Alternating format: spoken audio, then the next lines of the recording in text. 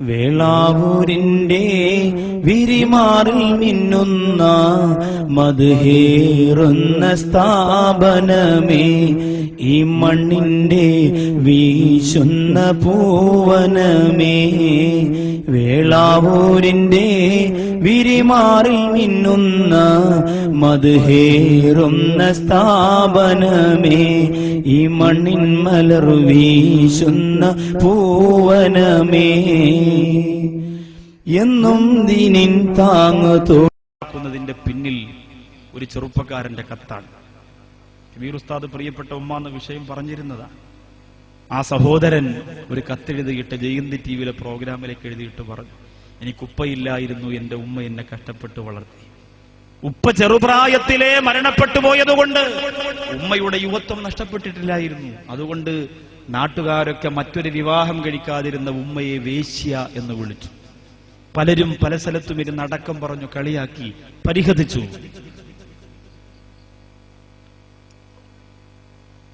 അതിപ്പോഴുമുള്ള സംഭവമാണ് അല്ലേ?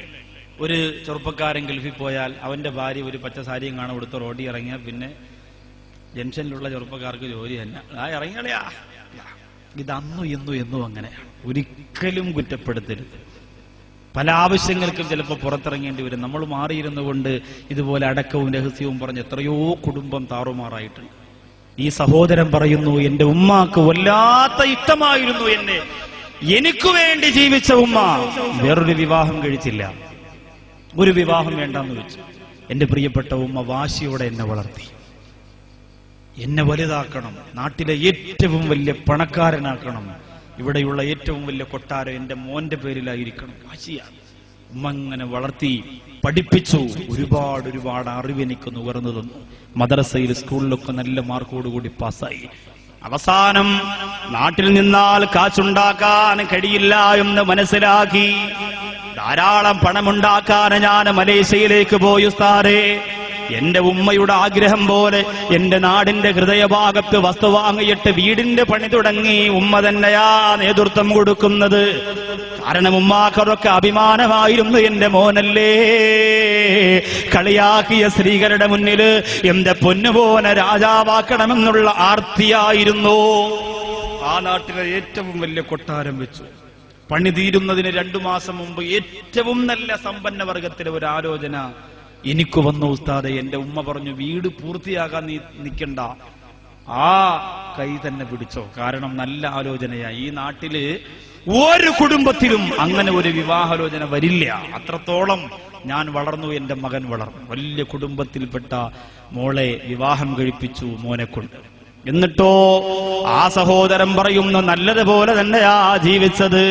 എന്റെ ഭാര്യയ്ക്ക് എന്റെ ഉമ്മയോട് വെറുപ്പുണ്ടായിരുന്നില്ല, ഉമ്മയോട് വല്ലാത്ത സ്നേഹമൊക്കെ തന്നെയാ. പക്ഷേ വീട് താമസമാകുന്നതിന്റെ 2 ദിവസം മുമ്പ് പെട്ടെന്നൊരു ഷോക്കായി പോയി ഉസ്താദേ. എന്റെ ഉമ്മ പെട്ടെന്ന് നിന്ന നിൽപ്പിൽ മറിഞ്ഞു വീഴുകയാണ്.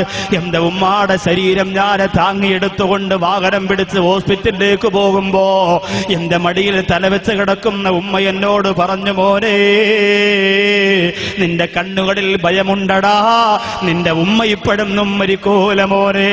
ഞാൻ കഷ്ടപ്പെട്ട് വെച്ച എന്റെ പൊന്നുമോന് വേണ്ടി പണി കഴിപ്പിച്ച ആ വീട്ടിന്റെ അകത്ത് 2-3 ദിവസമെങ്കിലും താമസിക്കാറ് നിന്റെ ഉമ്മായ അല്ലാഹു റൂഹ് പിടിക്കൂല്ല എന്ന് പറഞ്ഞുകൊണ്ട് പൊന്നുമ്മ കരഞ്ഞുപോയി. പക്ഷേ ഹോസ്പിറ്റൽ എത്തുന്നതിന് മുമ്പ് എന്റെ ഉമ്മ അങ്ങ് മരിച്ചുപോയി ഉസ്താദ്. 2 ദിവസം കഴിഞ്ഞാൽ എന്റെ വീടിന്റെ ഓപ്പണിംഗ് ആണ്. ഒരുപാട് വലിയ വലിയ പരിപാടികളാ വെച്ചിട്ടുള്ളത്. 10,000-കണക്കിന് ആളുകളാ വരാമെന്ന് പറഞ്ഞിട്ടുള്ളത്, ക്ഷണിച്ചിട്ടുള്ളത്. പക്ഷേ എനിക്കൊരു വല്ലാത്ത വിഷമമായി പോയി. എന്റെ ഉമ്മ പോയല്ലോ. ഒരു ദിവസം പോലും ആ വീട്ടിന്റെ അകത്ത് കിടക്കാറ്. നാട്ടുകാരുടെ മുന്നിൽ അഭിമാനത്തോടെ നിന്ന ഉമ്മയല്ലേ, അസ്രായീൽ അലൈഹിസ്സലാം ഒന്ന് കൊണ്ടുപോയല്ലോ. സങ്കടമുണ്ട്. പക്ഷേ എന്റെ മഹലിൽ ജോലി ചെയ്യുന്ന സിദ്ദീഖ് ബാഖവി എന്ന ഉസ്താദിന്റെ കൂടെ പഠിച്ച ഒരു പ്രിയപ്പെട്ട പണ്ഡിതനായിരുന്നു. ആ ഉസ്താദ് എന്നെ ഫോൺ വിളിച്ചു പറഞ്ഞു, എടാ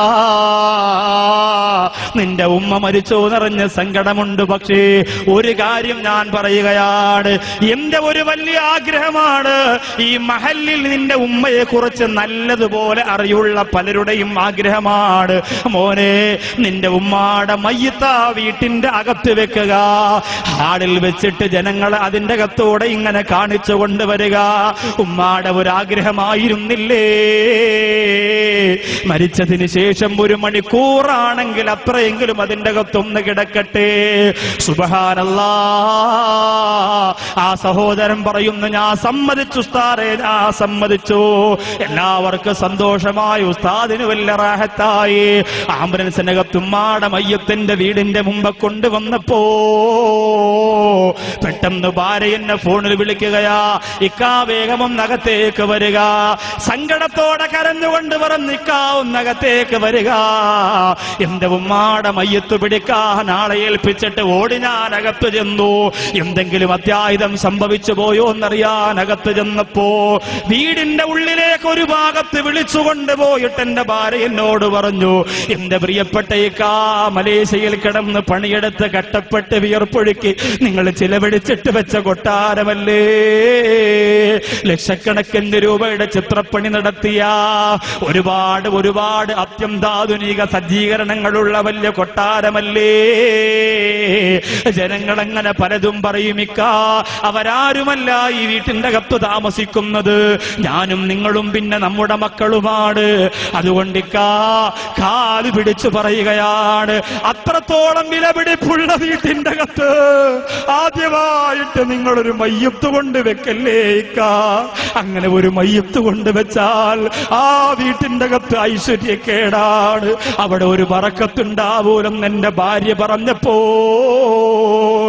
ഞാനെല്ലാം മറന്നു ഉസ്താദേ. എന്റെ ഉമ്മയുടെ സ്നേഹം പോലും ഒരു സെക്കൻഡ് ഞാനങ്ങ് മറന്നുപോയി. എന്റെ ഉമ്മാടെ മനസ്സിന്റെ ആഗ്രഹം പോലും ഞാൻ മറന്നുപോയി. എന്റെ ഉമ്മാടെ മയ്യത്ത് എന്റെ വീട്ടിന്റെ അകത്ത് ഞാൻ കൊണ്ടുപോയില്ല. എനിക്ക് വേണ്ടി ജീവിച്ച, എനിക്ക് വേണ്ടി കഷ്ടപ്പെട്ട, എനിക്ക് വേണ്ടി ജനങ്ങൾക്ക് മുന്നിൽ വെല്ലുവിളി നടത്തിയ എന്റെ ഉമ്മായ ഞാൻ എന്റെ വീടിന്റെ മുറ്റത്താ കിടത്തിയത്. ജനങ്ങളൊക്കെ എന്നെ കുറ്റപ്പെടുത്തി, എങ്കിലും എന്റെ മനസ്സുവല്ലാതെ സങ്കടപ്പെട്ടില്ല. പക്ഷേ അന്ന് പള്ളിപ്പറമ്പിൽ കൊണ്ടുപോയി ഉമ്മയെ കബറടക്കിയിട്ട് ആ വലിയ കൊട്ടാരത്തിന്റെ മുമ്പ് വന്ന് നിന്നപ്പോ എന്റെ മനസ്സങ്ങ് പൊട്ടിപ്പോയി ഉസ്താദ്. എങ്ങനെയാണ് എനിക്കിത് സംഭവിച്ചത്? എന്റെ ഭാര്യ പറഞ്ഞത് കേട്ട ഒരു വാക്കിന്റെ പേരിലല്ലേ. അതുകൊണ്ട് പറയണം ഉസ്താദേ, നിങ്ങളുടെ മുന്നിലേക്ക് നരകവും കബറും മരണവും കുടുംബജീവിതവും ഒക്കെ കേൾക്കാൻ പഠിച്ചുകൂടുന്ന ചെറുപ്പക്കാരുടെ മുന്നിൽ അവർക്ക് പറഞ്ഞു കൊടുക്കണം ഉസ്താദേ, ഉമ്മയാരെന്ന് പറഞ്ഞു കൊടുക്കുക. നഷ്ടപ്പെട്ടു പോയാൽ ഒരിക്കലും തിരിച്ചു കിട്ടാത്ത ഉമ്മയെ മുത്തം കൊടുക്കുക, പറഞ്ഞു കൊടുക്കണം ഉസ്താദേ.